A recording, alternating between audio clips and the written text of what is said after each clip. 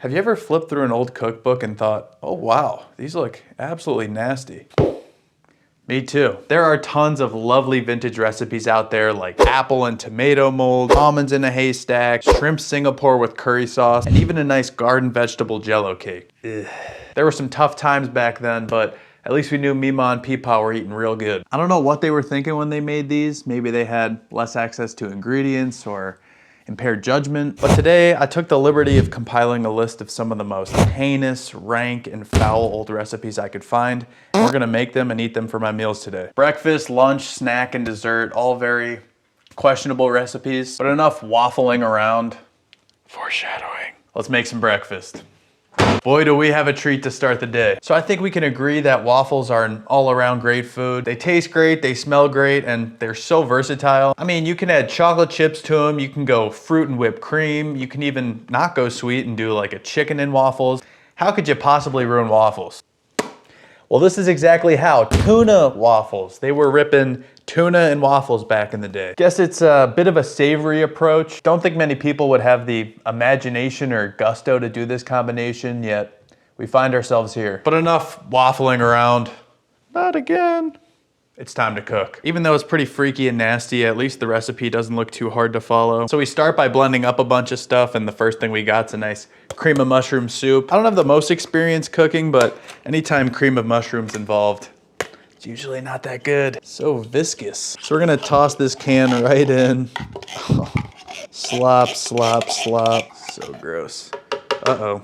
The sous chef's here. The cream of mushroom's in, then we got 1/3 cup of milk for the wetness. Then we're going in with some drained and flaked tuna. That'll get beans going. Oh, it's looking real good. And last for our smoothie, we got some stuffed olives. 1/4 cup. Wow, that seems like a lot. Can I just do this? Oh no, going manual. Sorry, man. Okay, 1/4 cup of olives. It's giving me the heebie-jeebies. And then we blend.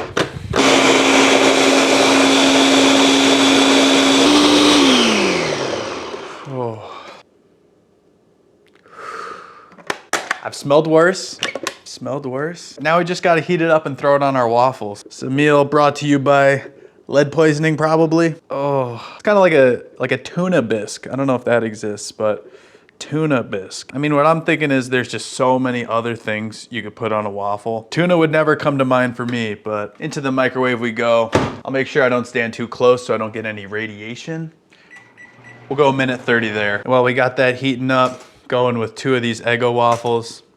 Sorry for what's about to happen. Wonder when these Eggo waffles were being made that they thought they'd have tuna poured over them. It's very sad and I'm very sorry. Oh no. Oh no. Top it with some olives. There is our breakfast. Tuna and waffles in the big 2-6. I didn't do the best job plating it, but don't think that really would have helped. I think I just gotta go for it. I'll make sure I get all the components. We got the waffle, we got the tuna, and we got the olive. That's just a sorry ass waffle. The milk does help to blunt the tuna flavor, so it's almost just like a weird gravy. When you get a bite that's mostly waffle and doesn't have the tuna on top, I think that's the best bite you'll get. Maybe I'm just trying to be optimistic, but I don't think it tastes as bad as I thought it would. I think the whole milk is really just carrying on this one. Really just bastardized the waffle. If any Eggo higher ups or executives are watching, I do apologize for what I did to your waffle. But I know you're thinking, how could it get much worse than this, right? Let's move on to lunch. 20 minutes later. So I love SpaghettiOs, I really do. I mean, you know, brings back a lot of good memories, nostalgic, great stuff. But what we're about to do to them, it's not good. I found an old recipe for Jelloed SpaghettiOs with Vienna sausages in the middle. There's just some obsession with Jello in all these recipes. But yeah, we're just gonna go for it and hopefully the SpaghettiOs really make this palatable. Shout out to Emmy Made. She made a YouTube video that has the recipe that I'm gonna follow. So we're gonna start with 1/4 cup of water and then 2 packets of this unflavored gelatin. Toss that right in. And we're also gonna go in with 1/4 cup of this condensed tomato soup.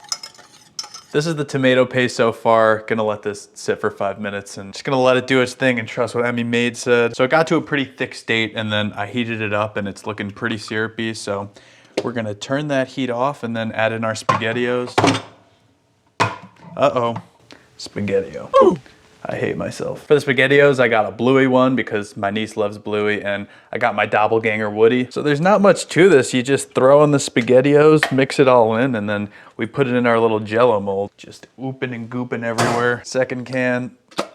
Ugh. When the recipe is just primarily canned stuff, you just know it's gonna be good. All right, we're mixing it all up. I couldn't find one of those retro Jello molds, so I just got this bundt cake one from Walmart. Pour our mixture in. Took up way more than I thought. Just gonna even it out a little bit, throw it in the fridge for a couple hours, and then we'll dress it up after. Fine, fine dining. 6 hours later. All right, it's been a couple hours and the Jello SpaghettiOs have really formed into the mold. Wow, there's something about that unflavored gelatin. Cutting board on top. We're gonna flip it 180 and just hope it all stays together. Are you nervous? I'm a little bit nervous. Moment of truth. Fuck. Oh, it's stuck up there. Oh, gee. Okay. It actually held up. I can't believe that. Walmart bundt cake pan really came through here. But we're not done. This is just the SpaghettiOs. To finish it up, gotta throw on these Vienna sausages in the middle. Give one of these a try. It's an acquired taste for sure. This is ridiculous. There we go, that's perfect. I actually really didn't think I could pull this one off. Came out a lot better than I thought. All right, meal two. We got the SpaghettiO Jellos with some weenies. I can't wait to eat this. This looks absolutely insane, but I think we just gotta dive in. Cut off a nice piece here. Oh my goodness. Remember I used those Bluey and Toy Story SpaghettiOs? Hoping it makes the flavor a little better. Oh.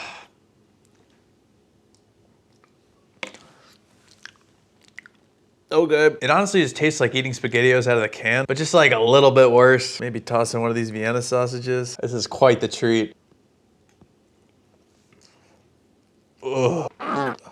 Beans is very concerned. That's okay, I put myself in this situation. The textures, oh man, the textures. It's just so squishy and gelatinous and strange. And don't get me wrong, I really do like SpaghettiOs, but that unflavored Jello. Ooh. See, my question is, who came up with this? 'Cause you could just make SpaghettiOs and throw in hot dogs. I think they literally have cans that already do that. So this seems a little bit extra, and it also took 4 hours to make. Could be a nice treat to bring to a barbecue. Gotta get one more big bite. Oh, the cherry on top. Manja.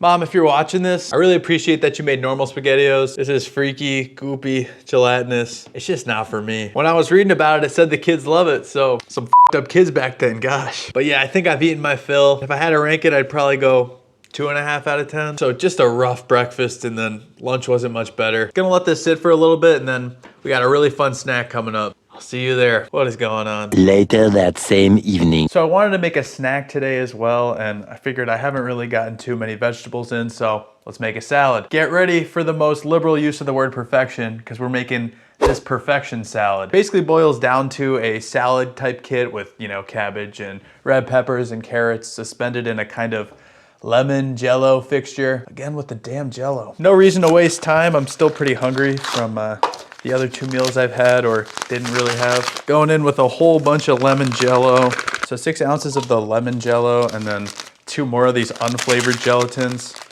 I haven't worked with the unflavored gelatin too much, but it's just a little bit nasty, I'm not gonna lie. We also got a 1/3 cup of sugar, so there's hope. We're gonna stir this to combine and then get some of this pineapple going. I think we're gonna reserve the pineapple juice and then keep the tidbits to the side. See what the yield is on the pineapple juice. I have heard good things about this stuff. Really only got like 1 cup of the pineapple juice. Added about 3 cups of water to this, and now we're gonna boil it and then throw it back in that Jello mixture. See, my problem with these recipes is this Jello is probably gonna taste all right, and then you're gonna just throw a bunch of vegetables in it and ruin it. I feel like they combine things when they shouldn't. Like if you just have a salad on the side and then Jello, that's okay, but together, I think if they kept some of these things separate, we'd be all right. But that's not what Grandma thought. The mixture's boiled, pouring it back into the Jello mix. I feel like I'm making a potion. I might have needed a bigger bowl. So we're just gonna mix this up until everything dissolves, toss it into our salad mixture of cabbage, red peppers, and pineapple tidbits, and then throw it in the fridge and just let it sit. A lot of weird stuff going on in the fridge right now. We'll go 2 cups of cold water and then a 1/4 cup of lemon juice. Something about that unflavored gelatin is just not good. Combination. Ugh.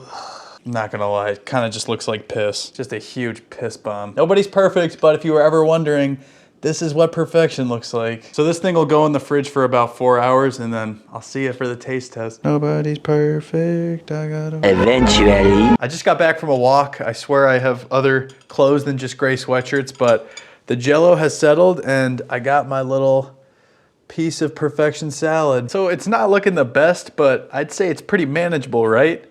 Wrong. Because the cherry on top that gives it a salty and creamy contrast is a little bit of mayo. I'm not the biggest mayo fan, but I do like it in certain contexts, but not on my Jell-O. Spread it on top, and there's perfection. All right, let's just do it. I think I've got all the pieces. I like salad.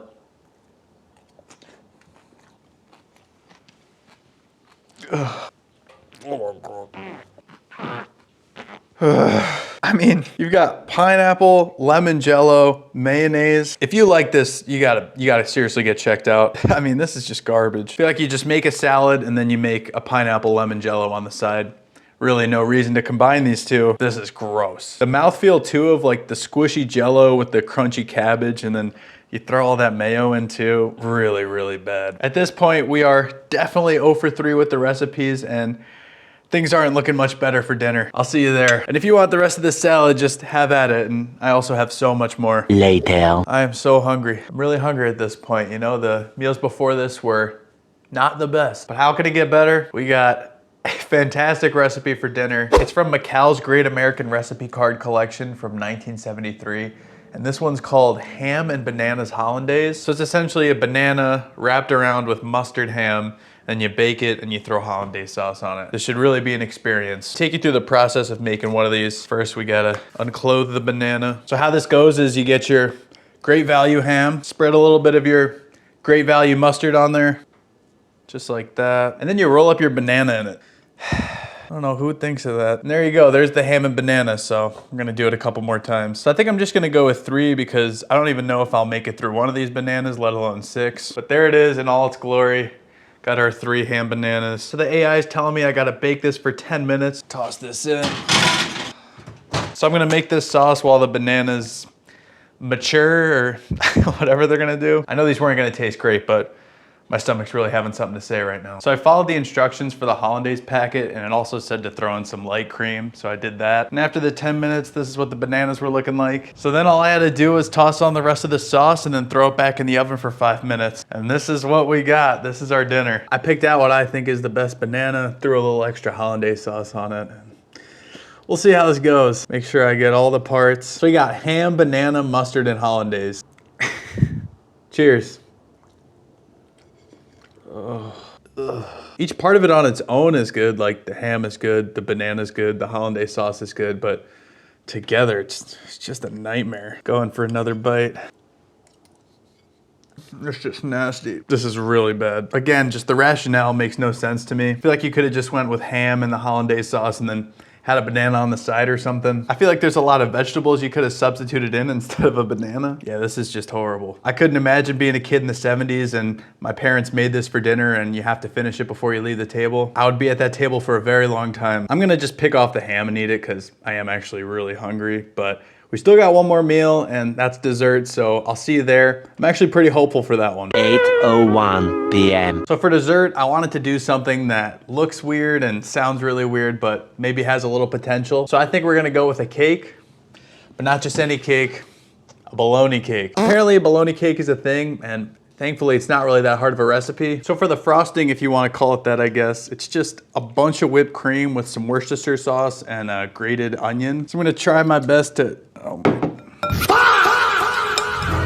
we're not off to the best start. The whisking is proving to be a little more challenging. I put as much of the Worcestershire sauce as they said, but I'm just kind of getting this like brown appearance. This is where we're at so far. I think maybe I just got to go in with the fork. Okay, I've been beating it for a couple minutes now and this is where I'm at. You saw, I put the amount of Worcestershire that it said, but just smells like really off cream cheese now. I'm hoping it's not gonna taste like just super vinegary, but it probably will. So the assembly of the cake is not really that hard. You just go bologna, throw on some cream cheese, and keep repeating until you're through the whole pound. Shout out to Oscar Mayer. I haven't had this bologna in a really long time. These are extremely thick pieces. Throw a piece down, throw on the cream cheese. This is just gross. All right, slice number 2, more whipped cream. It's not whipped cream, cream cheese. brown cream cheese. Third, frisky 4, fifth, 6. I need this to end. 7. Cake's getting a little lopsided. Absolute monstrosity. And the final piece, right on top. And now we just gotta use the rest of the cream cheese to cover the top and cover all the sides, make it look like a real cake. And then you just serve it with crackers and we're ready to go. It's a lot of cream cheese and the bologna is so wet, it's like not sticking on too well. Making these recipes today really shows how creative people can be, for better or for worse. Ugh. Can you imagine someone bringing a bologna cake to a party? Call the cops. We'll decorate it a little more with some olives on top. A lot of olives too. It's just all olives and Jello with this. Then finish up with a little easy cheese. I don't know how they make the cheese look good. I'm just gonna put a little bit around the bottom. A little ring around the top here. Hey now. I think we'll call it there. Okay, there's dessert. We got a nice, beautiful bologna cake with some easy cheese and olives. Guess I'll go get the crackers, cut off a nice piece, try to see the cross section, and we'll give it a taste. I felt okay about it before I started making it, but not feeling too good now. Okay. Ugh. It's a very tall cake. 8-layer bologna meat tower. The cross section is kind of making it look way better than it actually is. So much bologna. I haven't been around this much bologna in a long time. Here we go, first bite. Say a prayer.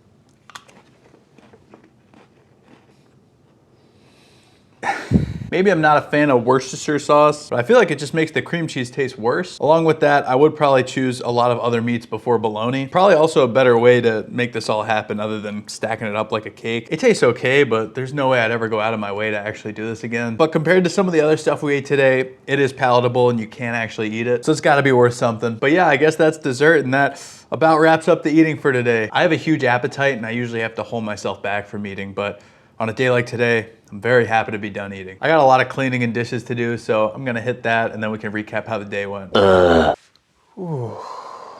Okay. Well, somehow we made it through today and I'm not gonna lie, that was a horrible day of filming. Can't say I particularly liked any of the things I cooked, but I do kind of want to go over them again. Kind of a doozy, so many positives to sort through. But yeah, starting with breakfast, the tuna waffles just blew my mind. I mean, I can't believe someone would put those together. I'm not trying to just talk out of emotions and, you know, talk out of my but I think I could literally think of 300 things I'd rather put on a waffle than blended up tuna with cream of mushroom and olives. So that was a low point for sure. And then we went on to the SpaghettiO Jello mold. I don't even want to rehash that, no comment. Next was the salad, the perfection salad. Yeah. Wow, that was horrible. I don't get the fixation with Jello and, you know, don't get me wrong, I really like Jello, but, you know, now I'll just think about SpaghettiOs and the salad, the cabbage and the mayo. I mean, it's kind of ruined Jello for me a little bit, I'm not gonna lie. Yeah, the perfection salad was low. That honestly might have been my least favorite thing. For dinner, we had the ham and banana hollandaise, which mustard on bananas with ham, and then the hollandaise sauce, which I mean I think was pretty good, but just really just putting all those together, it's just, what are we doing? That one was weird. I thought maybe I could kind of mind over matter it, but bananas with meat, it's a really rough one. And then dessert, of course, was the bologna cake, which really didn't taste too bad. I mean, I've had the sort of like Lutheran sushi thing, which is like just the ham with the pickle and cream cheese, and it reminded me of that, but the Worcestershire sauce and just the whole setup was a little bit freaky. But if I had to pick one that I would eat again or had to eat again, it would probably be the bologna cake. That was